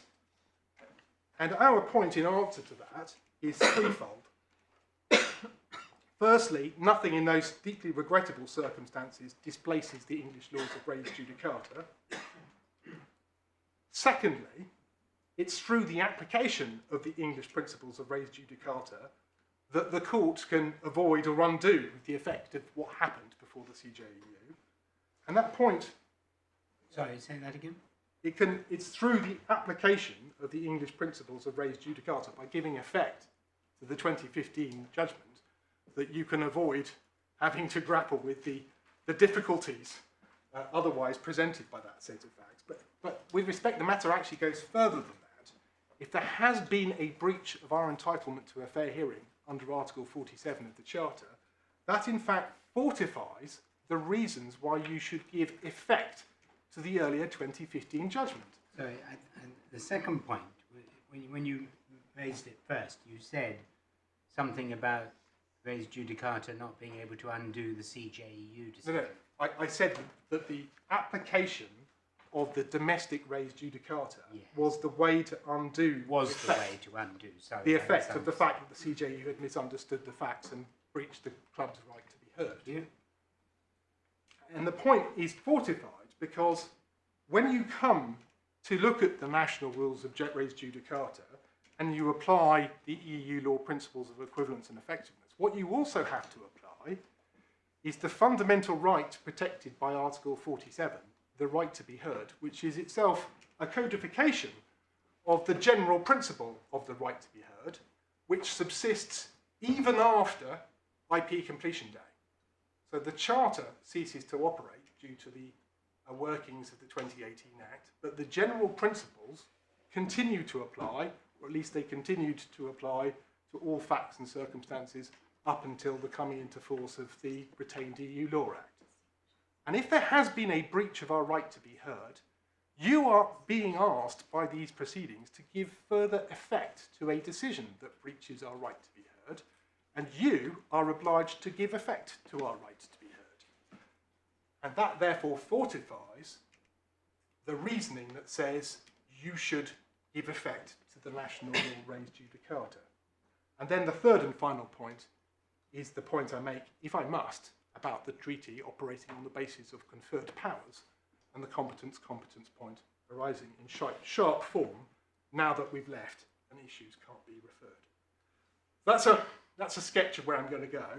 Let me explain the 6 constituent parts of my submissions that follow. The first part is going to be showing you some more of the factual materials you haven't seen. The second part is a relatively quick canter again through the contents of the judgment to make some points of detail about its contents. Then thirdly, I'm going to address the EU law on the application of the principles of equivalence and effectiveness to national rules of res judicata. And then fourthly, I'm going to address why, quite apart from issue estoppel, guidance of the CJEU based on a factually wrong premise is not conclusive or binding if the facts are in truth otherwise, the AMIA line of case law, Arsenal and Reed. Fifthly, I'm going to address the topic of lack of jurisdiction or procedural competence. And sixthly, and finally, I'm going to make my submissions on natural justice or fairness. Now, before I get started on this, I should point out one other notable feature of this case. The Commission is here arguing, for entirely understandable reasons, given its function under Article 162 of the Withdrawal Agreement, about the fifth topic alone. But on proper analysis, there are in fact a number of EU law issues that arise with the correct analysis of the judgment, on which it's equally competent to make submissions, since it's here to make submissions about the binding effect of the judgment, and on which it's said nothing. I've shown you what's been said about issue estoppel. That's the totality of what this Commission says there. As for the evident factual error and the AMIA line of case law, it would be entirely open to the Commission to address you on what to do about a CJEU judgment that proceeds on mistaken facts, but it doesn't do so. As to the attempts by France and Spain to invite you to answer different questions, the Commission has primarily confined its argument to saying that there is no reformulation in question. Of course, its backstop argument is if the CJEU's got it wrong, it's the final arbiter of its own jurisdiction. I think the point it makes around about 101. But what it doesn't address in any way are the arguments of unfairness and the unfairness to the club, in this case being decided on the basis of an argument never in fact put to the club in a way that gave the club any fair opportunity to respond to. And that is a deep irony for this reason. The leading case on this topic is the case of Commission and Ireland, in which it was the Commission that complained about the fact that the General Court, only in the point of judgment, introduced an argument which the Commission had never been entitled to make any submission in relation to. And our case is, having gone to such trouble in establishing that principle, it would at least be open to the Commission to explain why it thinks that that principle applies to the General Court, to the Advocate General, but not to the CJEU. But instead, we have silence on that. And then lastly, the Commission participated in the procedure before the CJEU, and they can confirm, if nothing else, the truth or accuracy of the account I've given you in relation to that. So I put those markers down. So can I then turn to the procedural history of this case? And the starting point in my submission is the parties' arguments leading up to the making of the reference on the 21st of December. It's for the most part set out in the judgment at paragraphs 24 and 44 to 54. The key point to note when looking at all of these materials is that Spain first and then the club identify a number of discrete, separate, self-standing arguments leading to discrete, separate and self-standing questions for potential referral. And all of that should necessarily be seen through the optic of what had already happened in this litigation before Mr Justice Hamblin and before the Court of Appeal, because that obviously informed the manner in which the arguments were presented to the court. And my basic submission is, you can see, once you look at the submissions, the points which are the solo and material scope points, which all went to the generic issues and eventually culminated in the referred questions, and the points about list pendens, insurance provisions, mutual trust, which led to Spain identifying separate arguments, proposing wholly separate questions, which the National Court then refused to refer. So the starting point in my submission is Spain's amended respondent's notice, which is in core volume tab 13. If you've got double-sided bundles, it's the first bundle. And it's page 319. Which bundle? Supplementary? No, the core. Core. Page 319 of tab 13. And if one goes over the page to 320, you can see the arguments. 392 electronic. I'm sorry, my lady? 392 electronic. I'm very grateful, thank you. And it's paragraph 8 that concerns us, because here we see in very clear form Spain, at the beginning of its response to the appeal by the club against registration, setting out its stall. Question 8.1, that's the solo one. Just help me with this. This is a respondent's notice to what? To the club's appeal against the master's entry of registration of the judgment. Right, okay. So club appeals. Yes, it's a Part 52 application. Yes. And this basically sets out their stall as to what they're going to be arguing. And you immediately see the separate ports of argument. 8.1 is the solo argument. It must emanate from a judicial body. A judgment entered pursuant to section 66 does not decide any issues between the parties. That's the solo issue. 8.2 is the material scope argument. This is a judgment that emanates from the world of arbitration, therefore it's out of scope, Hoffman and Krieg, etc. 8.3, separate point, impairs the practical effectiveness or the objectives of the regulation by reference to, in principle, the lis pendens point, it was the Spanish court that was first seized, therefore it runs counter to the obligation of mutual trust. Point 4 is the insurance provisions being separately identified. The relevant judgment breaches the insurance provisions. And then point 5 over the page at 322 wasn't pursued. It was a sort of convoluted argument that there was in fact no obligation to arbitrate. So that's how the various hairs are set running. And it's not without forensic importance that Spain itself identified these as all separate, independent, freestanding issues. And that carried on. What happened next was that shortly before the PTR, Spain applied for a reference to the CJEU, and you'll see that in the supplementary bundle, tab 13, page 590.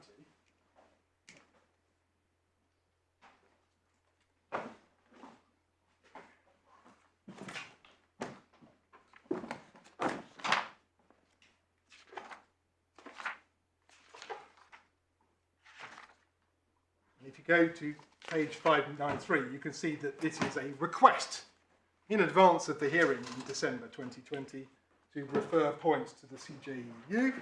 It annexed draft questions. You see those at 606. And you can see at this stage there are 6 questions identified. Spain much later added a 7th question, which was about the human rights arguments. And you can see immediately how the points in question correspond to the different features of the respondent's notice. The first question is about irreconcilability. That was the point that we said hadn't been referred and was the answer to the French attempt to raise that issue. Question 2 is the solo question. Question 3 is the lis pendens mutual trust issue. Question 4 is the material scope point. Question 5 is the Assenshavens point. And so on. And question 6 is the human rights point. The 7th point was, sorry, the Article 34.1 point. So, a set of questions corresponding to the discrete set of arguments. And so it continued. And if you read the nature of the arguments set out in this application, in particular from paragraph 28 and following, and I won't take you through that now, you'll see how separate legal arguments are identified relating to these separate topics.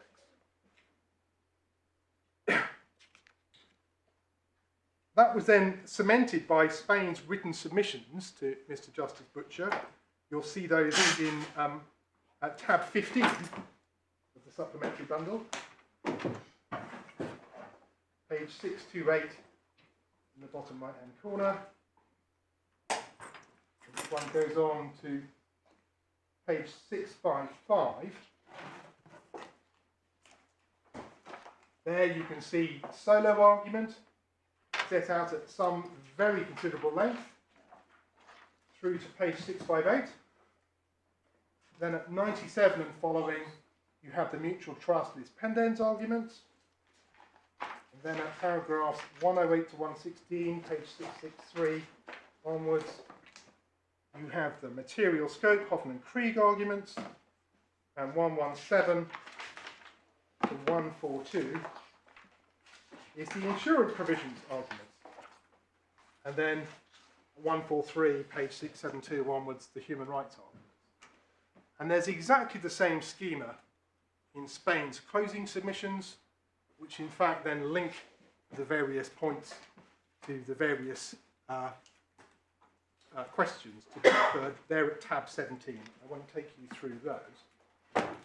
But it was at the point of these closing submissions that the Spanish team added the 7th question in relation to Article 34.1. You can see that, you'll note, at paragraph 98, page 949. And that became what was question 3, and the questions referred.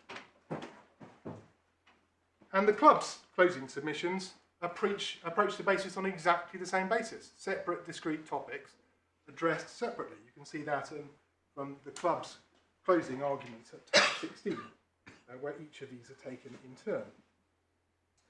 Then what happened was that in advance of the 2 days set aside for oral argument before the court, the judge indicated that he wished first of all to hear argument on the question of whether or not there should be a preliminary reference. And in the morning of the first 2 days, he said in terms that he had in mind 3 questions that he was considering referring. And you can see that from tab 18, supplementary bundle, from the transcript from the hearing.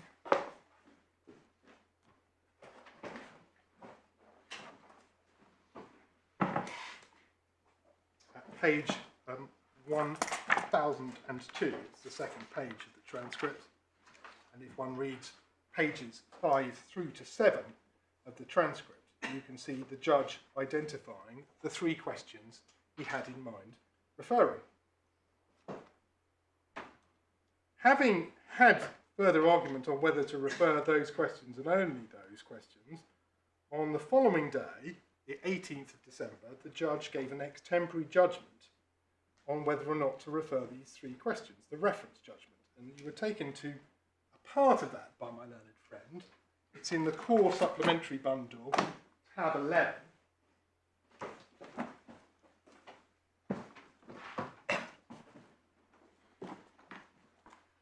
What you weren't taken to is the beginning of the judgment at paragraphs 8 through to 10, Which page? Page 88 to 89.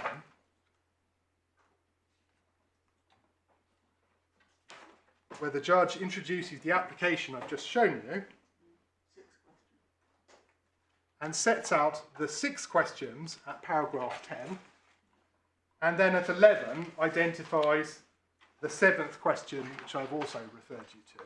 So it would be apparent to anyone reading this judgment that the judge had in fact only referred 3 questions.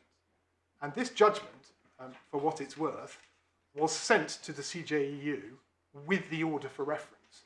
We know that because Master Fontaine has told us as much, and we know it also because the Advocate General refers to this judgment in paragraphs 31 through to 38, whilst explaining why the French irreconcilability case was not before the court because the judge had refused to refer the question.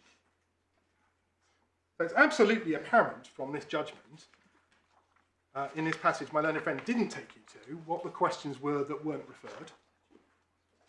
And I would submit that's also apparent from paragraph 28, which I don't think he took you to either, 95 to 96. There are 3 particular issues which have been canvassed as a possible subject of reference. These are only some of those which were suggested by Spain, but they are the 3 I consider to raise issues which are suitable for a reference. I mean, this is not controversial, any of this, is it?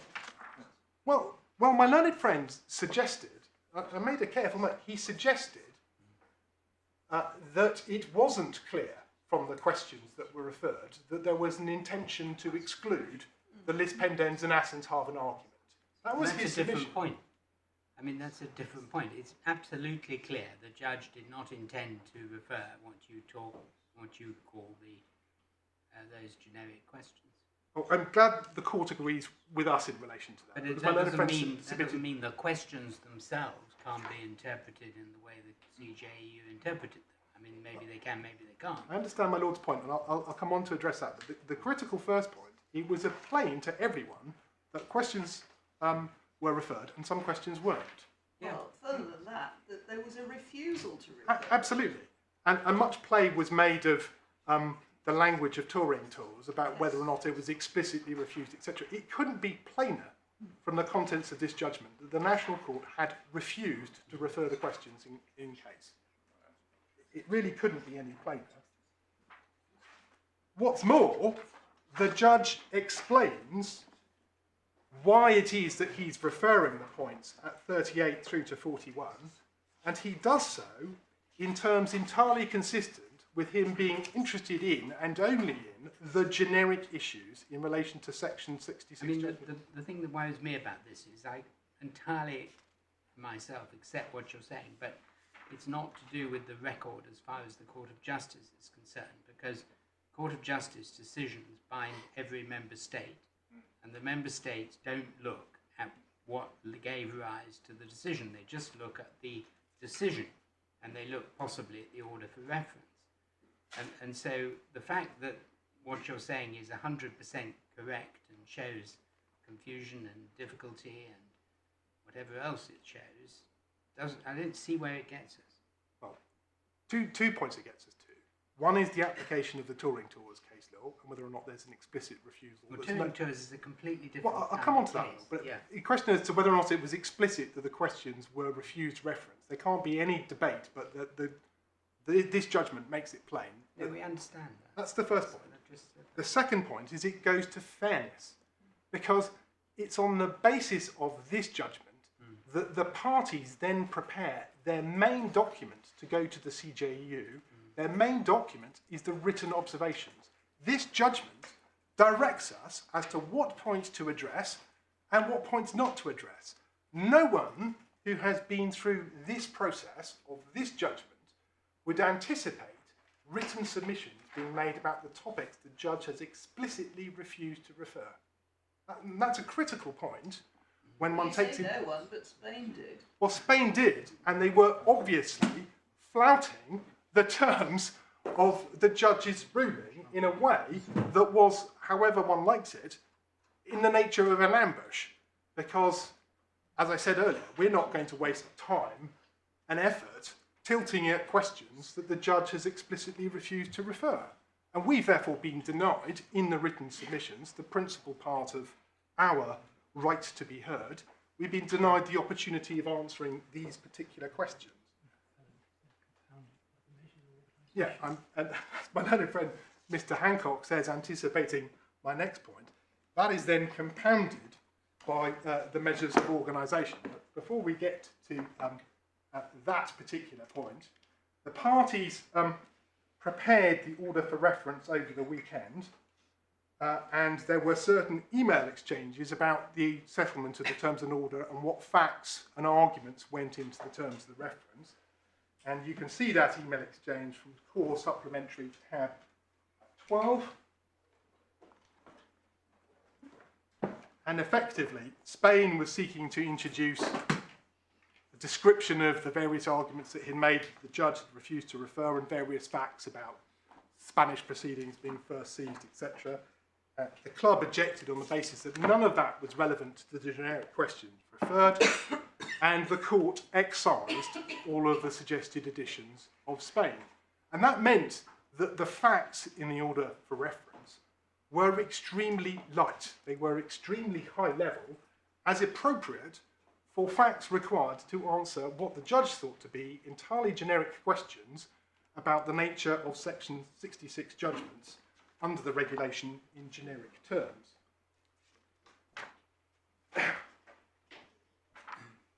What then happened was that all of this was communicated to the CJEU, the order for reference, the excisions in question was finally communicated, and of course the order for reference explains the reasons, the Solo and Hoffman and Krieg reasons. We then get the submissions of the various parties.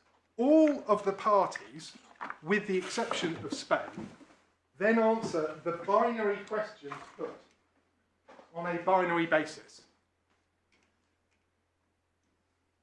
And broadly speaking, the way that it falls is this. The club makes the argument, I won't bother you with what the club said, but the club submissions are at 1190.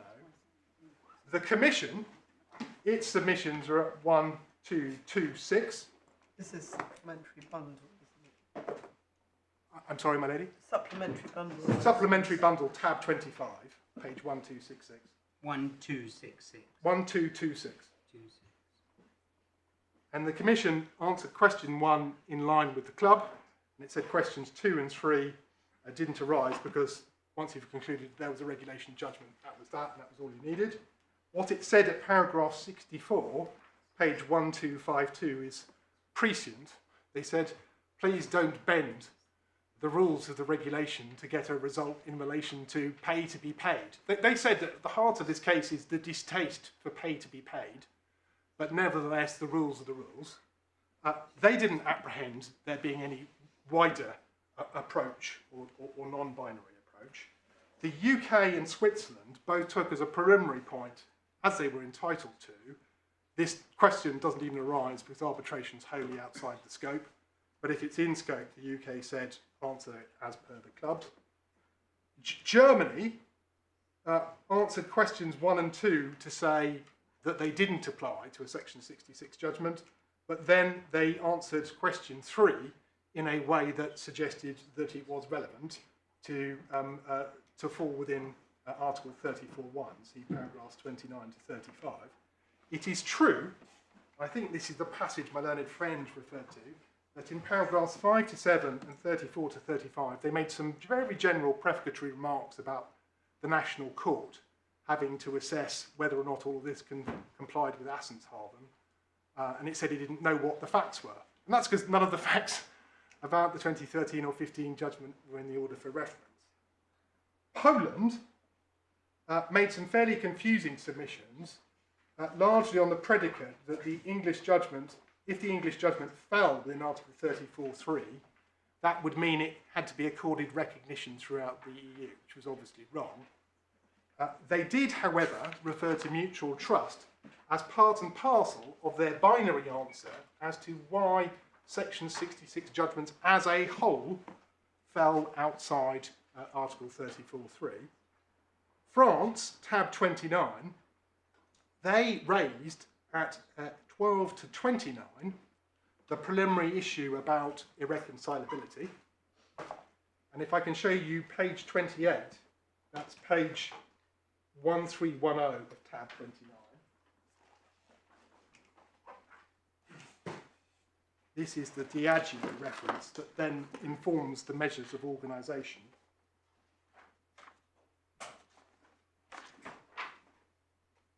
So as part of their there is no irreconcilability argument, they said effectively at 28 that Diageo, by analogy, meant it was incumbent on us to turn up in Spain and to argue that there would be irreconcilability, and if we hadn't, then no irreconcilability arose. Then the rest of the French submissions went on to argue the solo material scope points and indeed the question 3 points in binary terms. And then we get to Spain's submissions. I'm in my Lord's hands as to whether I deal with this before you rise or if you want, as yesterday, to rise at 4:15, I'll draw stumps now. There's a fair bit to mine out of the Spanish submission. So well, let's look at Spain's submissions in the morning, shall we? I'm grateful. How are you doing time-wise? Reasonably well, because this is the heavy part. I've got some law to get through, but not a huge amount, not least because my learned friend didn't actually open much of his case in relation to the EU principles of effectiveness, and I can take it reasonably quickly in consequence. So it'll all be jolly easy. Excellent. See you in the morning. Speedy, if not easy. What, right table?